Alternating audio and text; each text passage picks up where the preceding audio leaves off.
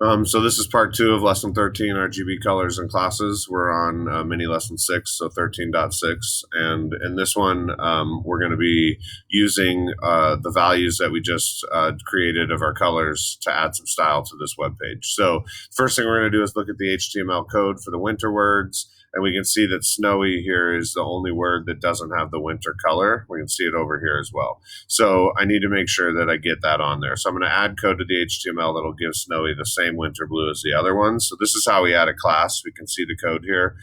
So notice we're going to get rid of the greater than sign. And then we're going to type in class and equals, and then quotation mark, winter, quotation mark, and now the greater than sign goes back in there. And that should have changed snowy, which it did, and I can see that now it looks the same as the rest there. So we're good to go.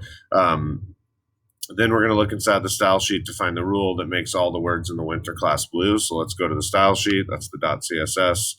We can come down to the winter class. We'll notice how it's different from our rule sets here. These we use the tags for. This we called it a specific name.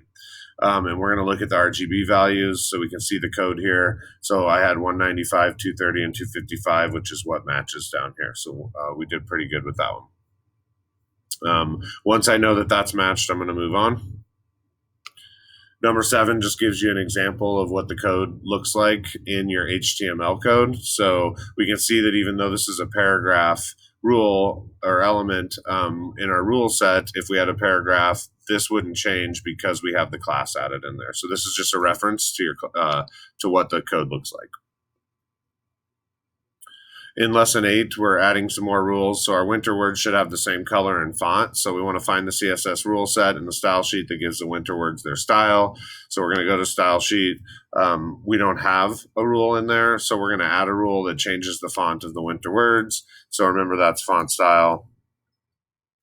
Or actually font family. We'll click on, and then I'm just going to do fantasy for this one. And then a semicolon. And I can see that it all changed, so I'm happy with my changes there. I can add any other rules that I want in there as well, so if I want to underline them or anything like that, we could do that too. I'm going to move on to number 9. In number 9, we're going to be looking at the spring class. So now that our winter class is ready, we can start on the other seasons. So we'll find the empty CSS rule set that gives the spring words their style.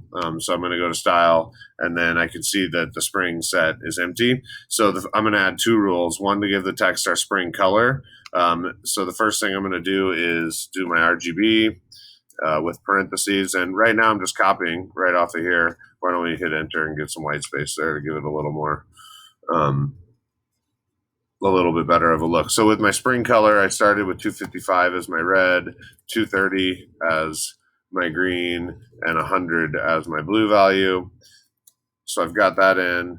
And then I also want to give the text a different font size, or decoration. So I'm not going to change the font size, but we can just do font family again.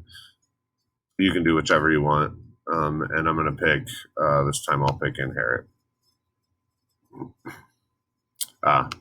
See the problem there? Cool.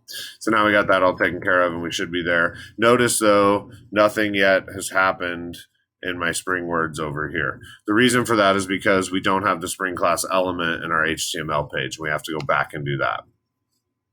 So when we click on our index page here, we can see when we come down to spring, we don't have any of the class information like we have in winter. So we have to add that in. So I'm going to go right into this H2 tag, hit space, add class, equals, this time I need to call it spring because that's what the class was called in the rule set.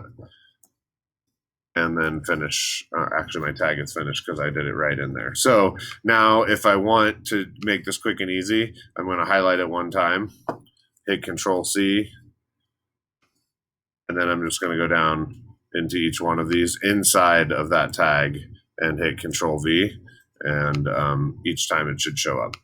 Get a space in there, and it should show up. So go down and do that, and you'll start to notice that your spring elements are starting to change. Okay. The last part of the website is just you adding this to, or the last part of the lesson is you adding this to your website. So email me if you have any questions.